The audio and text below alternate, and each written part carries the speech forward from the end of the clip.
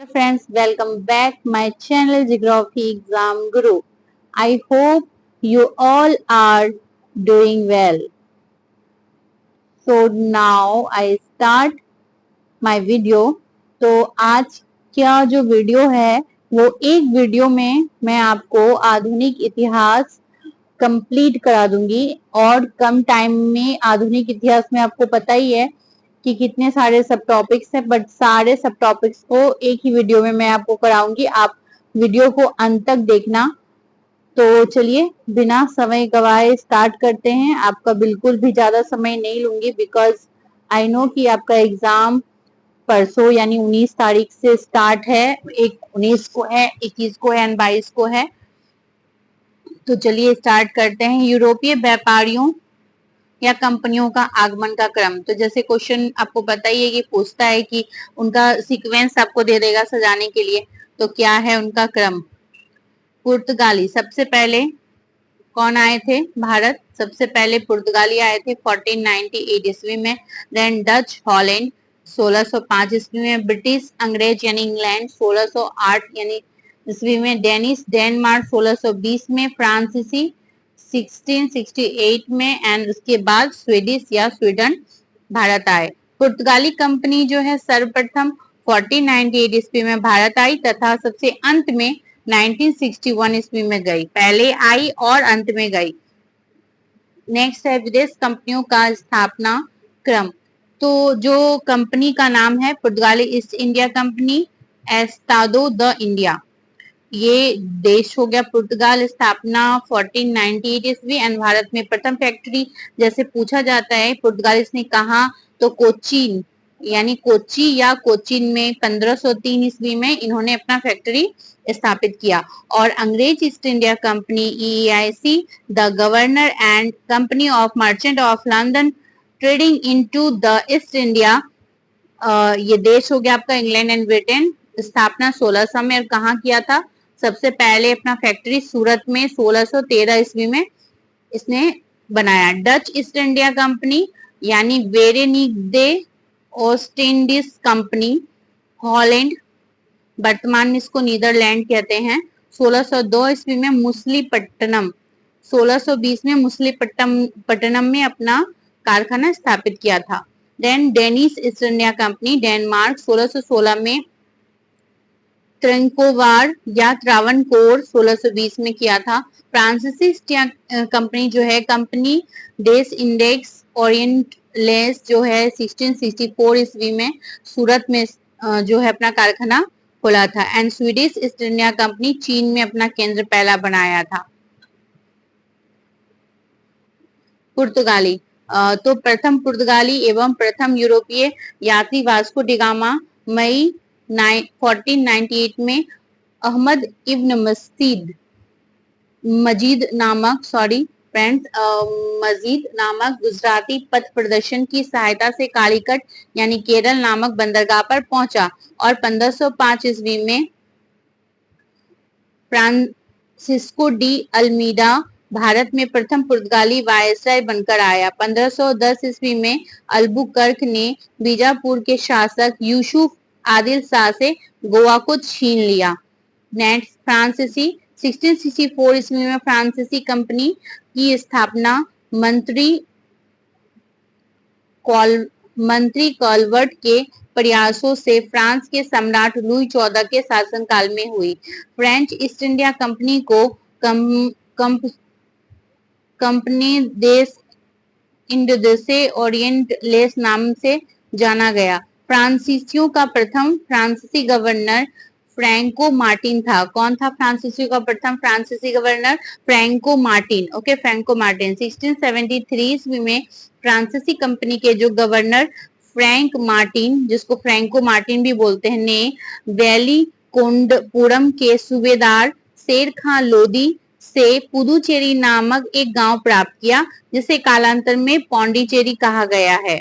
ठीक है। वांडीवाश के युद्ध 1760 ईस्वी, वांडीवास का युद्ध 1760 ईस्वी में अंग्रेज सेनापति जनरल आयरकूट ने फ्रांसीसियों को पराजित किया। वांडीवास के युद्ध में कौन जीता? तो अंग्रेज। और हारा कौन? फ्रांसीसी। कर्नाटक का युद्ध अंग्रेज और फ्रांसीसियों के मध्य लड़ा गया था। उसके बाद आया अंग्रेज। 1599 ईस्वी में स्थल मार्ग से भारत आने वाला प्रथम अंग्रेज जॉन मिल्डेन हाल था। कौन था? जॉन मिल्डेन हाल। 31 दिसंबर 1600 में ब्रिटेन की महारानी एलिजाबेथ प्रथम ने the governor and company of merchant of London trading into the east Indies को पूर्व से व्यापार हेतु 13 वर्षों के लिए व्यापारिक अधिकार प्रदान किया। 1609 ईस्वी में जेम्स प्रथम ने इसे अनिश्चित काल के लिए बढ़ा दिया। 1608 ईस्वी में ब्रिटेन के राजा जेम्स प्रथम के दूत के रूप में कैप्टन हॉकिंस सम्राट अकबर के नाम पत्र लेकर जहांगीर के दरबार में आगरा पहुंचा। 1615 में टॉमस रो ब्रिटेन के राजदूत के रूप में जहांगीर के दरबार में पहुंचा। तो जैसे जहांगीर के दरबार में कौन अंग्रेज आए थे, ये इस तरह से क्वेश्चन पूछा जाता है, तो क्या हो जाएगा? Sir Thomas Roe. ठीक है। और कैप्टन हॉकिंस सम्राट अकबर के नाम पत्र लेकर जहांगीर के दरबार में आगरा पहुंचा था, तो हॉकिंस भी हो जाएगा और टॉमस रो भी हो जाएगा। 1661 ईस्वी में इंग्लैंड के सम्राट चार्ल्स द्वितीय का विवाह पुर्तगाली राजकुमारी कैथरीन से हुआ। ठीक है। फलस्वरूप चार्ल्स को बंबई उपहार के रूप में प्राप्त हुआ। ईस्ट इंडिया कंपनी ने 1668 ईस्वी में 10 पाउंड प्रतिवर्ष के किराए पर चार्ल्स द्वितीय से बंबई को प्राप्त किया। नेक्स्ट है प्लासी का युद्ध। इसके बाद प्लासी का युद्ध की तिथि कब हुई थी? प्लासी का युद्ध 23 जून 1757 में किनके मध्य हुई थी? बंगाल के नवाब सिराजुद्दौला और सेनापति रॉबर्ट क्लाइव के मध्य हुई थी। परिणाम अंग्रेज विजय हुआ और भारत में ब्रिटिश साम्राज्य की नींव रखी गई।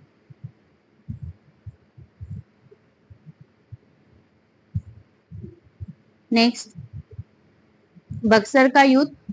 बक्सर का युद्ध कब हुआ था? तो बक्सर का युद्ध जो है 22 अक्टूबर 1764 को बंगाल के नवाब मीर कासिम, अवध के नवाब सुजाउद्दौला और दिल्ली के मुगल सम्राट शाह आलम द्वितीय और अंग्रेज का जो सेनापति था उस टाइम हेक्टर मुंडो के मध्य हुआ था। परिणाम अंग्रेज विजय हुआ और विशेष अंग्रेज की भारत में वास्तविक सत्ता स्थापित हो गई।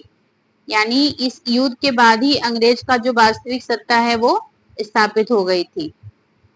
इलाहाबाद की संधि रॉबर्ट क्लाइव द्वारा। इलाहाबाद की प्रथम संधि शाह आलम द्वितीय से 12 अगस्त 1765 ईस्वी में हुई थी और इलाहाबाद की द्वितीय संधि सुजाउद्दौला से हुई थी, वो 16 अगस्त 1765 में हुई थी। 12 को जो है आपका इलाहाबाद की प्रथम संधि शाह आलम द्वितीय और द्वितीय संधि सुजाउद्दौला से 16 अगस्त को। उसके बाद है कर्नाटक युद्ध। अंग्रेजों तथा फ्रांसीसियों के मध्य हुआ था।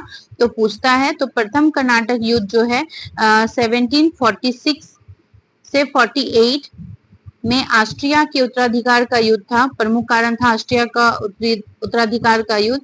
संधि एक्सला और सैपेल की संधि 1748 में और परिणाम क्या हुआ?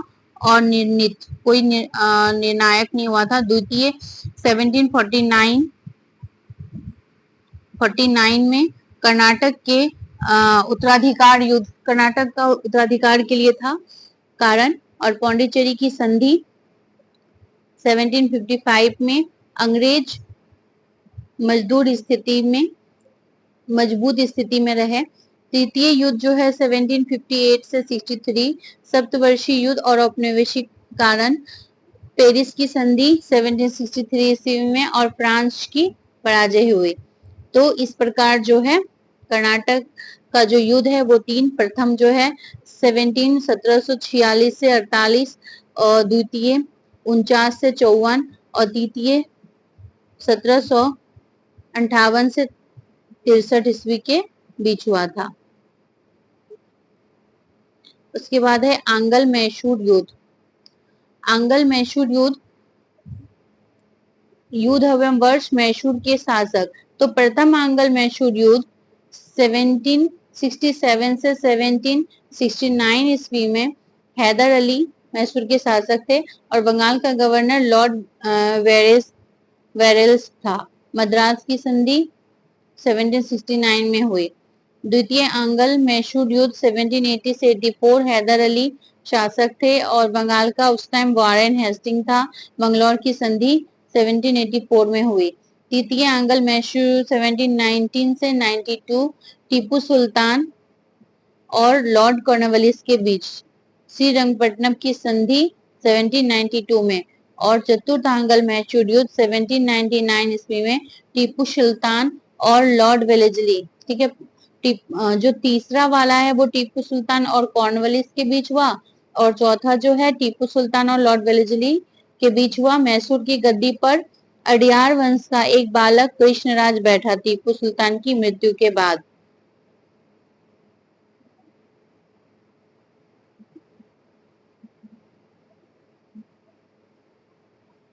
उसके बाद आपका आंग्ल मराठा युद्ध है ना, प्रथम आंग्ल मराठा युद्ध। तो इसको आपको यहाँ थोड़ा सा डिटेल में है कि जो है 1775 से 82 में हो क्या। सालबाई की संधि 1782 में हुई और अंग्रेजों को शालसेट तथा एलिफेंटा द्वीप प्राप्त हुआ। माधवराव नारायण पेशवा बना और राघोवा को पेंशन दी गई।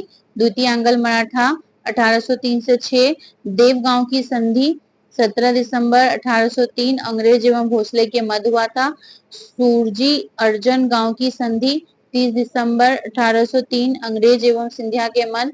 राजपुर घाट की संधि 25 दिसंबर 1805 लॉर्ड वेलेस्ली के जाने के बाद जॉर्ज वार्लो द्वारा होलकर से संधि की गई। और तृतीय में जो है पूना 1817 से 18 है तृतीय आंग्ल मराठा युद्ध। ये पूना की संधि, ग्वालियर की संधि और मंदसौर की संधि हुई। समस्त मराठा क्षेत्र ब्रिटिश सत्ता के अधीन हो गया और पेशवा पद समाप्त कर दिया गया। बाजीराव द्वितीय को पेंशन देकर बिठूर भेज दिया गया, पेंशन देकर। तो जो तृतीय आंग्ल मराठा युद्ध है इसमें मराठा क्षेत्र जो है सत्ता के अधीन हो गया। उसके बाद आपका आया क्या, तो सिख आंग्ल सिख युद्ध। तो आंग्ल सिख तो प्रथम आंग्ल सिख युद्ध है 1845 से 46। सिख शासक थे दिलीप सिंह, वजीर लाल सिंह सेनापति था तेजा सिंह, और लॉर्ड हार्डिंग के समय हुआ था ये। लाहौर की संधि और अंग्रेजों ने दिलीप सिंह को महाराजा की पदवी दे दी। द्वितीय आंग्ल सिख युद्ध 1848 से 49, 45 से 46 हुआ या 48 से 49। दिलीप सिंह शासक थे सिख का, और गवर्नर में लॉर्ड डलहौजी, ठीक है। लॉर्ड डलहौजी और दिलीप सिंह के बीच हुआ था। तो जो सिख का युद्ध है, पहला आपको याद रखना पड़ेगा हार्डिंग और दिलीप सिंह, दूसरा भी दिलीप सिंह ही है इसमें, लेकिन लॉर्ड डलहौजी आ जाएंगे। और अमृतसर की संधि हुई थी। दिलीप सिंह ने कोहिनूर हीरा लेकर ब्रिटिश ताज के पास भेजा गया। दिलीप सिंह से जो कोहिनूर हीरा है लेकर ब्रिटिश ताज के पास भेजा गया। इसी युद्ध से हमारा जो कोहिनूर हीरा था वो ब्रिटिशों के पास चला गया। कौन सा युद्ध, तो द्वितीय आंग्ल सिख युद्ध के बाद, यानी 1848 से 49 ईस्वी में चला गया। गवर्नर जनरल एंड वाइसराय, तो वॉरेन हेस्टिंग। तो ये हम लोग सबका देख लेंगे क्योंकि बहुत बार पूछता है। वॉरेन हेस्टिंग प्रथम गवर्नर जनरल थे। बंगाल का प्रथम गवर्नर जनरल कौन थे, वॉरेन हेस्टिंग। ये पूछा भी है बीपीएससी में। 1773 ईस्वी में रेगुलेटिंग एक्ट पारित हुआ।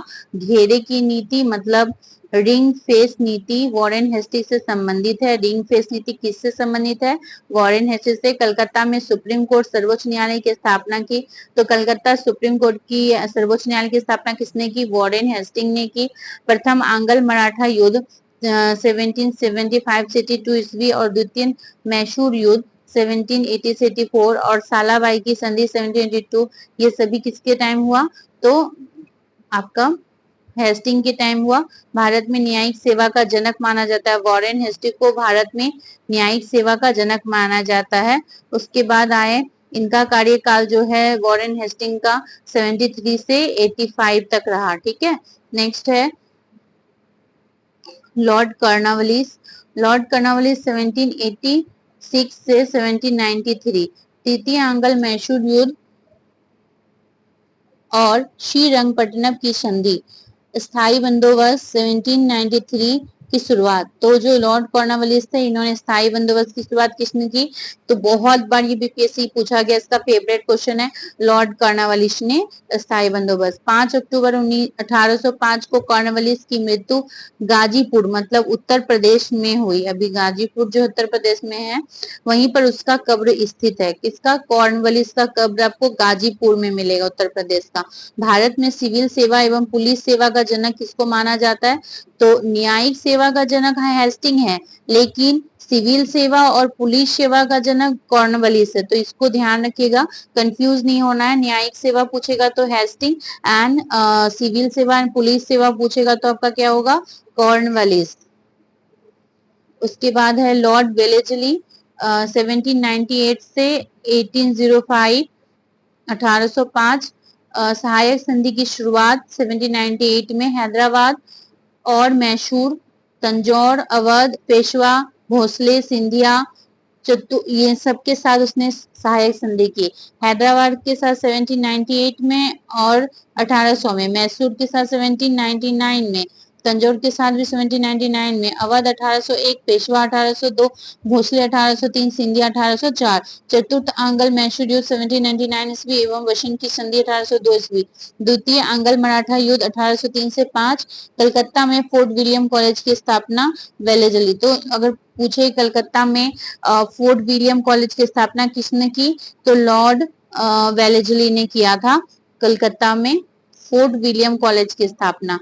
ये पूछता है। लॉर्ड हेस्टिंग, पहला है वॉरेन हेस्टिंग, उसके बाद है लॉर्ड हेस्टिंग्स। 1813 से 1813 से 1823। तृतीय आंग्ल मराठा युद्ध 1817 से 19 ईस्वी के बाद और हस्तक्षेप की नीति। 1818 में पेशवा पद की समाप्ति हो गया है हेस्टिंग के टाइम। आंग्ल नेपाल युद्ध 1814 से 16। बम्बई मद्रास में रैयतवाड़ी व्यवस्था को टॉमस मुनरो द्वारा लागू किया जाना। अवध एवं उत्तर पश्चिमी राज्यों और प्रांतों में महलवाड़ी व्यवस्था को लागू करना।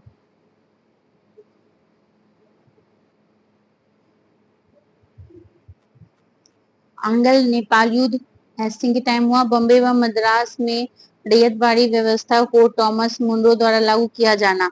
तो रैयतवाड़ी व्यवस्था को किसने स्टार्ट किया था? टॉमस मुनरो द्वारा। अवध में उत्तर पश्चिमी राज्यों और प्रांतों में महलवाड़ी व्यवस्था लागू करना। अवध में और उत्तर पश्चिमी राज्यों में प्रांतों में महलवाड़ी व्यवस्था को लागू करना भी था। नेक्स्ट है लॉर्ड विलियम बेंटिंग 1828 से 1835, 1828 से 1835। तो बंगाल का के अंतिम गवर्नर जनरल और भारत के प्रथम गवर्नर जनरल थे। तो अगर पूछा आपको कि बंगाल के अंतिम गवर्नर जनरल कौन थे, तो अंतिम governor general Lord William Bentinck थे। और प्रथम भारत का प्रथम गवर्नर जनरल कौन था? प्रथम गवर्नर जनरल कौन होगा? तो लॉर्ड विलियम बेंटिंग प्रथम गवर्नर जनरल होंगे। 1829 ईस्वी में नियम 17 द्वारा सती प्रथा का उन्मूलन। 1833 ईस्वी के चार्टर एक्ट द्वारा बंगाल के गवर्नर जनरल को भारत का गवर्नर जनरल बना दिया गया 1833 के द्वारा। नेक्स्ट, इस प्रकार 1833 ईस्वी में भारत का पहला governor general Lord William Bentinck हुआ। बेंटिंग ने कर्नल स्लीमैन की सहायता से 1830 में ठगी प्रथा को समाप्त किया। इसने क्या किया? ठगी प्रथा को समाप्त किया।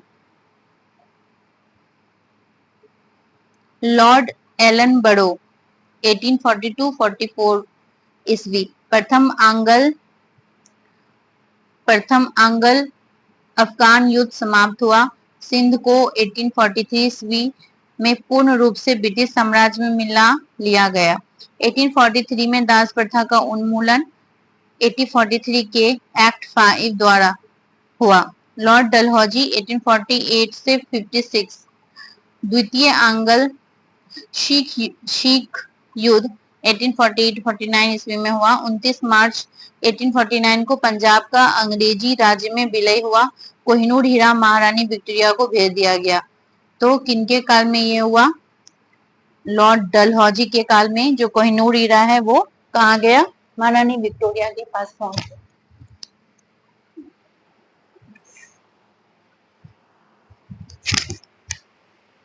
नेक्स्ट है वेबगत सिद्धांत। डलहौजी का जो ये वेबगत सिद्धांत के अंतर्गत विलय किए गए कौन कौन से राज्य जो है, तो पहला है सतारा 1848 में, जैतपुर, संभलपुर 1849 में, बघाट 1850 में, उदयपुर 1852 में, झांसी 1853 ईस्वी में, नागपुर 1854 में, अवध 1856 कुशासन का आरोप लगाकर। तो इस प्रकार वेबगत सिद्धांत के अंतर्गत इन सभी राज्यों को क्या किया गया? विलय कर लिया गया। भारत में रेलवे का जनक 1853 ईस्वी में प्रथम रेलवे लाइन बॉम्बे से थाने के बीच 34 किलोमीटर पर रेल का परिचालन। 1854 ईस्वी में कलकत्ता एवं रानीगंज के मध्य दूसरी रेल, ठीक है। 1853 में प्रथम और दूसरी रेल कब चलाई गई? 1854 में कलकत्ता और रानीगंज की। प्रथम वाला तो बहुत बार पूछा है, ये पूछ सकता है कि दूसरा जो है वो कहाँ से कहाँ चलाई गई थी? कलकत्ता से रानीगंज के मध्य चलाई गई थी। भारत में पहली बार PWD मतलब सार्वजनिक निर्माण विभाग की स्थापना डलहौजी के टाइम ही हुआ था भारत में पहली बार।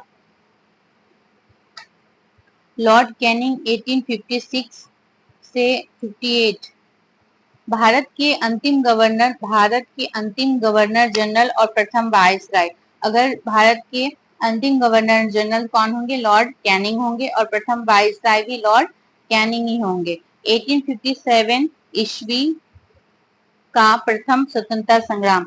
1857 ईस्वी में कलकत्ता, मुंबई, मद्रास में 3 नए विश्वविद्यालय की स्थापना हुई।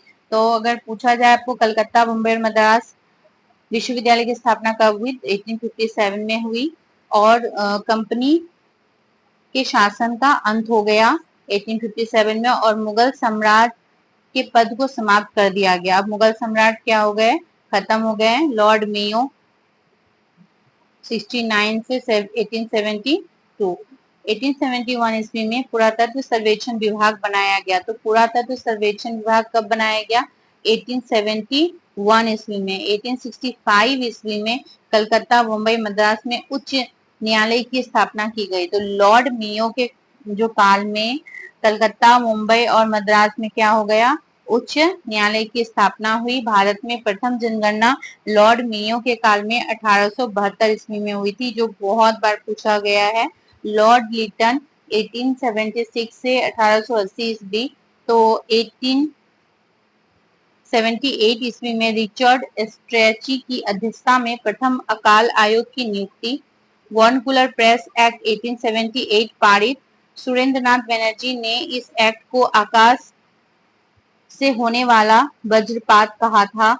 द्वितीय आंग्ल अफगान युद्ध 1878 से 80 ईस्वी में हुआ तथा वैधानिक जनपद सेवा का गठन 1878 ईस्वी में किया गया। सिविल सेवा परीक्षाओं में प्रवेश की अधिकतम आयु सीमा 21 वर्ष से घटाकर 19 वर्ष कर दी गई। तो लॉर्ड लिटन ने क्या किया? उम्र को 21 वर्ष से 19 वर्ष कर दिया। लॉर्ड लिटन के बाद कौन आए? रिपन। लॉर्ड रिपन 1880 से 1884, 1880 से 84 में।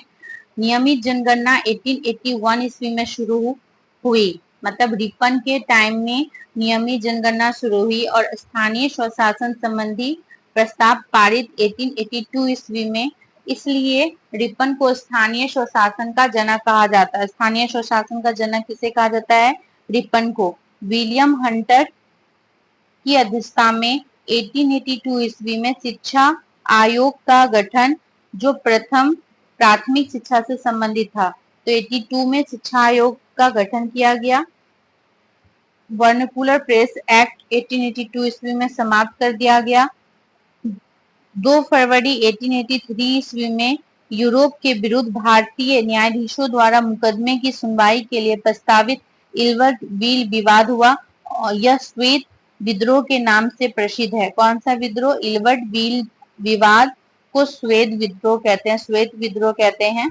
ठीक है, ये 2 फरवरी 1883 ईस्वी में यूरोपियों के विरुद्ध भारतीय न्यायाधीशों द्वारा मुकदमे सुनाई गई थी। उसके बाद आए लॉर्ड डफरिन 84 से 86। डफरिन के समय ए.ओ. ह्यूम के द्वारा 1885 ईस्वी में भारतीय राष्ट्रीय कांग्रेस की स्थापना हुई। 1887 ईस्वी में डफरिन के शासनकाल में इलाहाबाद विश्वविद्यालय की स्थापना हुई। 1887 में इलाहाबाद विश्वविद्यालय की स्थापना हुई। उसके बाद है लॉर्ड कर्जन 1899 से 1905। लॉर्ड कर्जन के कार्यकाल में गठित आयोग, तो कौन कौन से कर्जन के काल में आयोग का गठन हुआ? तो सबसे पहला आयोग 1900 में अकाल आयोग, 1901 में सिंचाई आयोग, अकाल आयोग, सिंचाई आयोग, रेलवे आयोग, पुलिस आयोग और विश्वविद्यालय आयोग।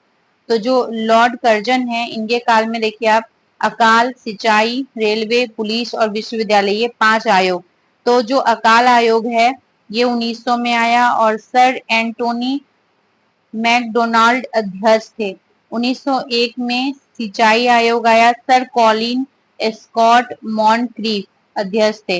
रेलवे 1901 में आया, इसके अध्यक्ष थॉमस रॉबर्टसन थे रेलवे का। पुलिस 1902 में आया, एंड्रयू फ्रेजर इसके अध्यक्ष थे और विश्वविद्यालय का सर थॉमस रैले थे। कौन थे? Sir Thomas Raleigh. 19 जुलाई 1905 को कर्जन ने शिमला में बंगाल विभाजन की घोषणा की तथा सितंबर 1905 में ब्रिटिश सम्राट ने इसकी स्वीकृति दी थी। तो 19 जुलाई 1905 ईस्वी को कर्जन ने शिमला में बंगाल विभाजन की घोषणा की, लेकिन सितंबर, ठीक है याद रखना पड़ेगा, सितंबर 1905 में ब्रिटिश सम्राट ने इसकी स्वीकृति दी। अब है लॉर्ड मिंटो द्वितीय 1905 से 1910। 1907 ईस्वी में सूरत अधिवेशन में कांग्रेस का विभाजन हो गया। 1907 में सूरत अधिवेशन में, तो पूछा जाएगा कांग्रेस का विभाजन किस अधिवेशन में हुआ? सूरत अधिवेशन में हुआ। और ये सूरत अधिवेशन कब हुआ था? 1907 ईस्वी में हुआ था। मार्ले मिंटो सुधार के तहत पहली बार मुसलमानों के लिए पृथक मताधिकार एवं पृथक निर्वाचन क्षेत्रों की स्थापना की गई थी। मार्ले मिंटो सुधार के तहत लॉर्ड हार्डिंग द्वितीय 1910 से 1916 में लॉर्ड हार्डिंग द्वितीय आए। दिल्ली दरबार में बंगाल विभाजन रद्द करने की घोषणा की गई। राजधानी कलकत्ता से दिल्ली स्थापित करने की घोषणा की गई 1911 में। यानी दिल्ली राजधानी जो है कलकत्ता से दिल्ली कब हुआ? 1911 में, और 12 में दिल्ली भारत की राजधानी बनी। 23 दिसंबर 1912 ईस्वी को दिल्ली में लॉर्ड हार्डिंग पर बम फेंका गया। इस कांड में भाई बाल मुकुंद को फांसी की सजा दी गई। किसको इस कांड में सजा मिली? तो बाल मुकुंद को फांसी मिली थी हार्डिंग के ऊपर बम फेंकने के लिए। लॉर्ड चेम्सफोर्ड 1916 से 1921। 20 अगस्त 1917 के सुधारों की घोषणा मॉन्टेग्यू चेम्सफोर्ड के नाम से प्रसिद्ध है। 20 अगस्त 1917 के जो सुधारों की घोषणा हुई थी उसी को मॉन्टेग्यू चेम्सफोर्ड घोषणा के नाम से प्रसिद्ध है। लॉर्ड रीडिंग 1921 से 26 एकमात्र यहूदी वायसराय थे लॉर्ड रीडिंग। और 1922 ईस्वी में सर्वप्रथम ICS की परीक्षा लंदन और इलाहाबाद में आयोजित हुई। लंदन और इलाहाबाद में 1 अक्टूबर 1926 को लोक सेवा आयोग की स्थापना हुई। तो 1 अक्टूबर 1926 को लोक सेवा आयोग की स्थापना हुई थी। लॉर्ड इरविन 1926 से 1931 देशी रियासतों के संबंध में 1927 ईस्वी में हार्टोंग बटलर समिति की नियुक्ति हुई। देशी रियासतों के संबंध में तो कौन सा समिति? तो हार्टोंग बटलर। कब? 1927 में। 3 फरवरी 1928 को साइमन कमीशन भारत आया। साइमन कमीशन कब भारत आया? 3 फरवरी 1928 को। 5 मार्च 1931 को गांधी इरविन समझौता हुआ। 5 मार्च और 1931 को। लॉर्ड लिथगो 1936 से 44 पहला प्रांतीय आम चुनाव 1936 से 37 ईस्वी में संपन्न हुआ, जिसमें 11 प्रांतों में से 8 प्रांत कांग्रेस ने सरकार बनाई और 6 प्रांतों में पूर्ण बहुमत की तथा 2 प्रांतों में गठबंधन की सरकार बनाई। 1942 ईस्वी में क्रिप्स मिशन भारत आया। गांधी जी ने इसके निर्णय को पोस्ट डेटेड चेक कहा। 8 अगस्त 1942 को भारत छोड़ो आंदोलन अगस्त क्रांति प्रारंभ हुआ, जिसमें करो या मरो का नारा दिया गया। लॉर्ड बेवेल 1944 से 1947, शिक्षा सुधार हेतु सर्जेंट योजना 1944 ईस्वी की घोषणा। बेवेल योजना 1945 ईस्वी में प्रस्तुत किया गया। 20 फरवरी 1947 ईस्वी को ब्रिटिश प्रधानमंत्री लॉर्ड क्लीमेंट एटली ने घोषणा की कि भारत को जून 1948 तक सत्ता सौंप देंगे। Lord Mountbatten 1947-48। Lord Mountbatten British Bharat के अंतिम गवर्नर जनरल और वाइसराय थे तथा स्वतंत्र भारत के प्रथम गवर्नर जनरल बने। 3 जून 1947 को माउंटबेटन योजना घोषित हुई, जिसमें भारत विभाजन की रूपरेखा थी। स्वतंत्र भारत के प्रथम गवर्नर जनरल लॉर्ड माउंटबेटन नियुक्त हुए। श्री राजगोपालाचारी 1948 से 1950 भारत के अंतिम गवर्नर जनरल तथा स्वतंत्र भारत के प्रथम भारतीय गवर्नर जनरल थे श्री राजगोपालाचारी।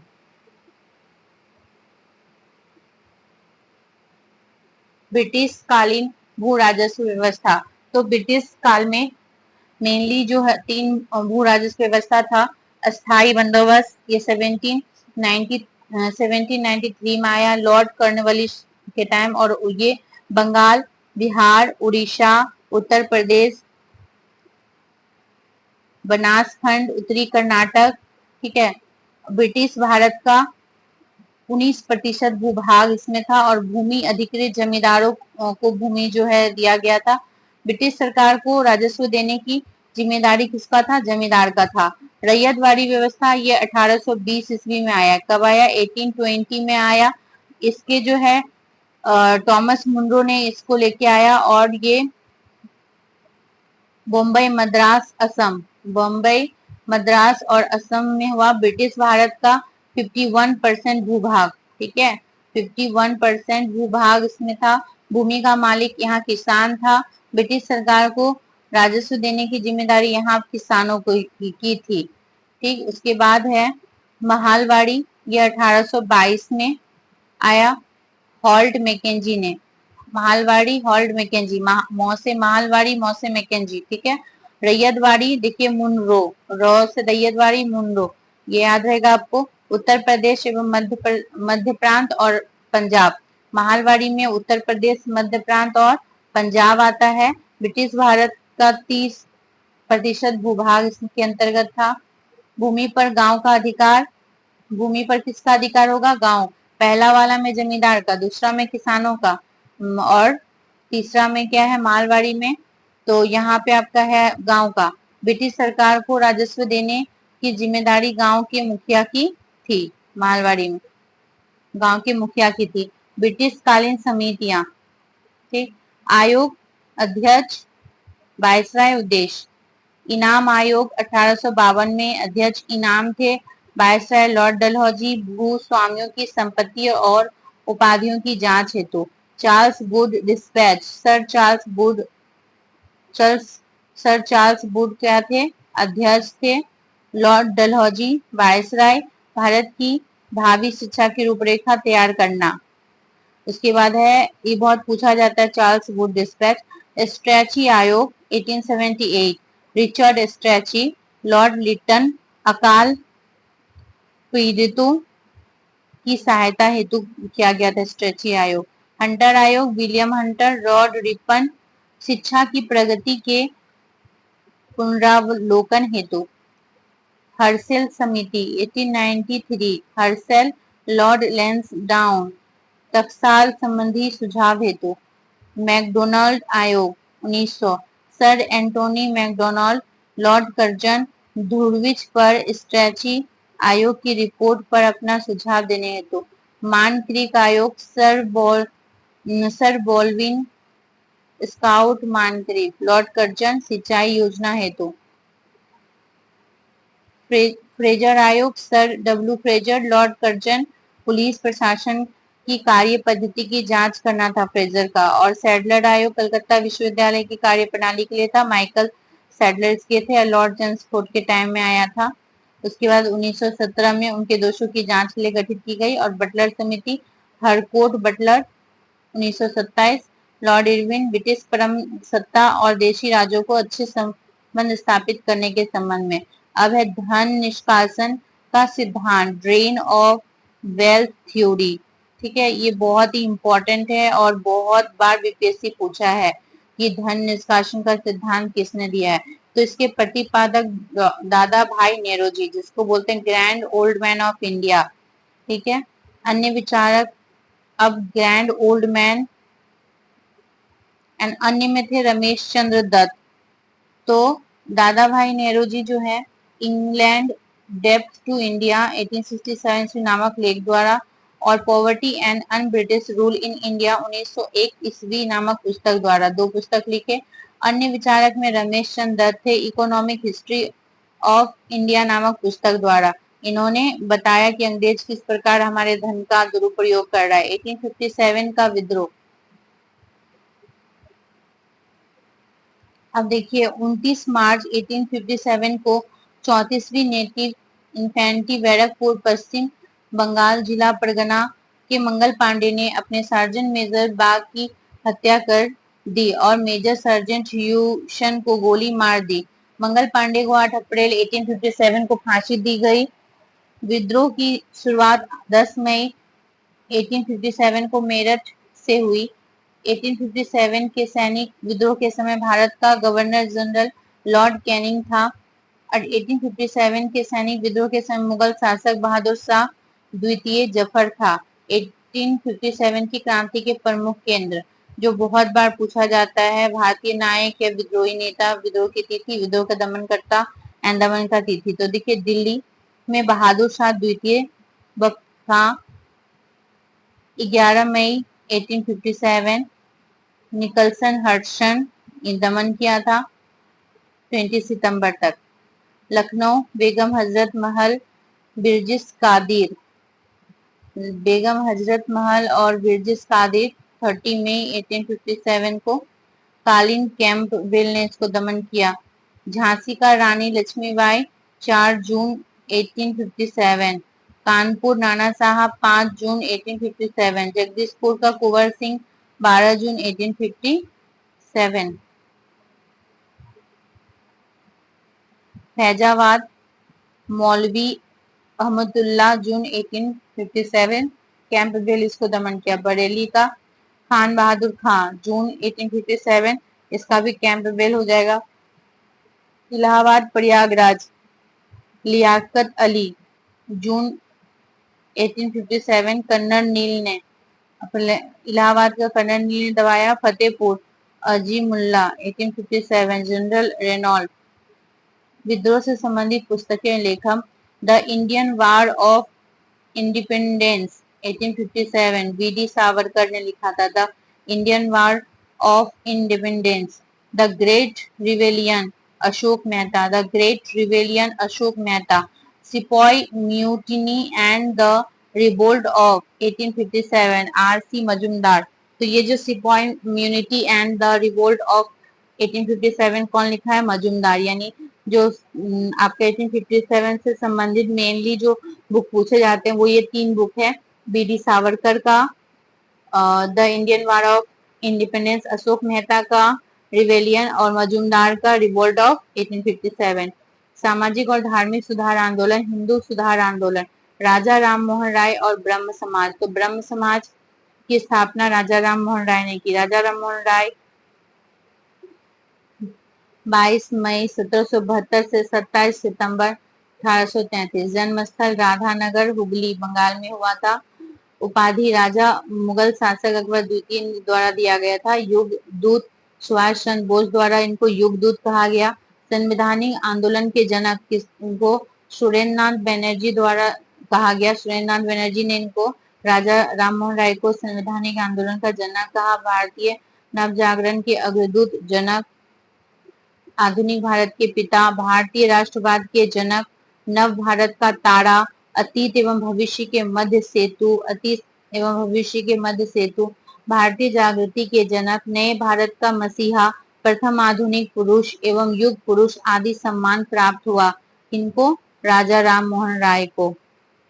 प्रकाशित समाचार पत्र और पत्रिकाएं, पहला संवाद कौमुदी बंगला में है। मिराद उल अखबार अंग्रेजी और फारसी में है। मिराद उल अखबार और 1822 ईस्वी में ब्रह्म निकल मैगजीन, ब्रह्मा निकल मैगजीन 22 में। प्रमुख पुस्तकें तुफात उल मुवाहिदीन 1809 ईस्वी में फारसी भाषा में प्रकाशित है। प्रीसेप्ट ऑफ जीसस, जीसस का उपदेश या प्रवचन 1802 ईस्वी में प्रकाशित हुई। स्थापित संस्थाएं, वेदांत सोसाइटी 1816 में कलकत्ता में, आत्मीय सभा 1814 से 15 कलकत्ता में, हिंदू कॉलेज 1817 ईस्वी कलकत्ता, डेविड हेयर की अग्रणी भूमिका, वेदांत कॉलेज 1825 में कलकत्ता, ब्रह्म समाज 1828 कलकत्ता। तो ये संस्थाएं में वेदांत सोसाइटी है, आत्मीय सभा है, हिंदू कॉलेज है, ठीक है, कलकत्ता हिंदू कॉलेज, वेदांत कॉलेज और ब्रह्म समाज। अब है स्वामी दयानंद सरस्वती। तो स्वामी विवेकानंद एवं रामकृष्ण मिशन।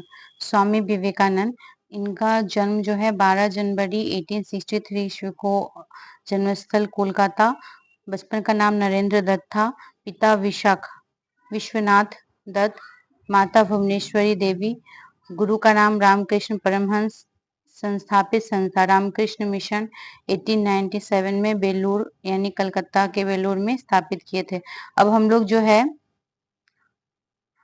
हिंदू सामाजिक धार्मिक आंदोलन और संगठन जो भी बना था, संगठन कब बना, कौन स्थापित किया और कहाँ पे। एशियाटिक सोसाइटी, ये पूछता भी है, बहुत बार पूछा जाता है। जो एशियाटिक सोसाइटी है ये 1784 ईस्वी में इसके संस्थापक विलियम जोन्स थे, एशियाटिक सोसाइटी के, जो कलकत्ता में स्थापना हुआ था। युवा बंगाल आंदोलन 1826, Henry Louis William Derozio Calcutta में। ब्रह्म समाज 1828 में, राजा राम मोहन राय कलकत्ता में हुआ था। तत्व बोधिनी सभा 1839 को देवेंद्र नाथ टैगोर कलकत्ता यानी बंगाल में हुआ था। तत्वबोधिनी सभा का 1839 में। परमहंस मंडली 1840, गोपाल हरि देशमुख बम्बई। रहनुमाई माजदाइशन सभा 1851, दादा भाई नेरोजी बम्बई। प्रार्थना समाज 1867, डॉक्टर आत्माराम पांडुरंग एमजी रानाडे बम्बई में। आर्य समाज 1875, स्वामी दयानंद सरस्वती बम्बई। थियोसॉफिकल सोसाइटी 1875 में हुआ था। मैडम एचपी ब्लावोत्स्की और कर्नल एचएस अलकाट, न्यूयॉर्क में इसका स्थापना हुआ था थियोसॉफिकल सोसाइटी का। दक्कन एजुकेशन सोसाइटी, इसकी स्थापना 1884 में जी आगरकर पूना इनमें हुआ था। Indian nation social conference, Mahadev Govind Ranade Bombay. Dev Samaj 1887, Shiv Narayan Agnihotri ने लाहौर में किया था देव समाज का। रामकृष्ण मिशन का 1897 में स्वामी विवेकानंद ने वेलोर में किया। और सर्वेंट्स ऑफ इंडिया सोसाइटी 1905 में गोपाल कृष्ण गोखले ने बम्बई में किया। पूना सेवा सदन, ठीक है, पूना सेवा सदन 1909 में श्रीमती रमाबाई रनाडे ने पूना में किया था। सोशल सर्विस लीग 1911 में एन.एम. जोशी ने बम्बई में किया। सेवा समिति 1914 में एच.एन. कंजूरू इलाहाबाद प्रयाग में किया था।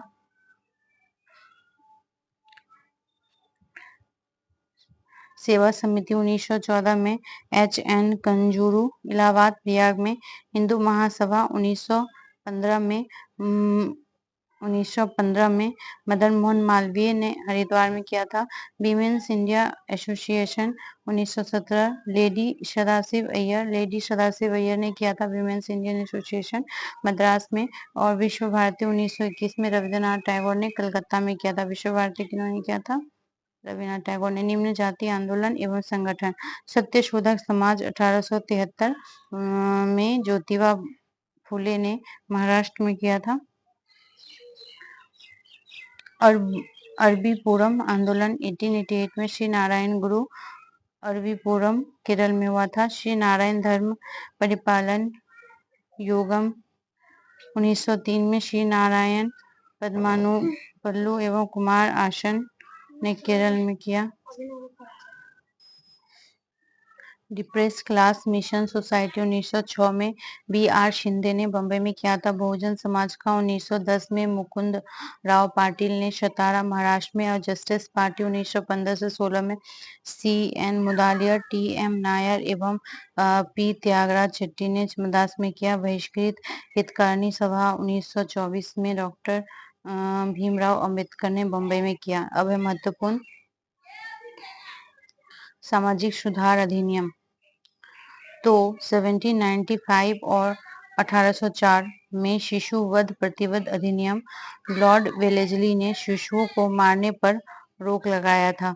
1829 में सती प्रथा प्रतिबंध अधिनियम आया। 18 विलियम बेंटिंक ने सती प्रथा पर प्रतिबंध लगाया राजा राममोहन राय के प्रयास से। 1829 में बाल विवाह निषेध अधिनियम। लॉर्ड विलियम बेंटिंक 18 वर्ष से कम आयु के लड़कों के विवाह पर प्रतिबंध। 1837 में हिंदू महिला या संपत्ति अधिनियम। लॉर्ड ऑकलैंड ने हिंदू महिलाओं को संपत्ति का अधिकार। 1843 में दास प्रथा प्रतिबंध अधिनियम। लॉर्ड एलनबरो ने दास प्रथा पर पूर्णतः प्रतिबंध। 1856 में हिंदू विधवा पुनः विवाह अधिनियम। लॉर्ड कैनिंग विधवा विवाह को वैध ठहराया गया ईश्वरचंद विद्यासागर का प्रयास से। 1872 में native marriage act. Lord Northbrook ने प्रजाति विवाह की वैधानिक यानी केशव चंद्र सेन का प्रयास। 1891 में age of consent act. Lord Lansdowne लड़की की सहमति की आयु 10 वर्ष से बढ़ाकर 12 वर्ष कर दी गई 12 वर्ष। और 1930 में शारदा एक्ट आया था। लॉर्ड इरविन के लड़कों के लिए विवाह की न्यूनतम आयु 18 वर्ष की गई और कन्या की न्यूनतम आयु 14 वर्ष निश्चित कर दी गई। 1931 में बाल विवाह निषेध अधिनियम आया था। लॉर्ड इरविन बाल विवाह को प्रतिबंधित किया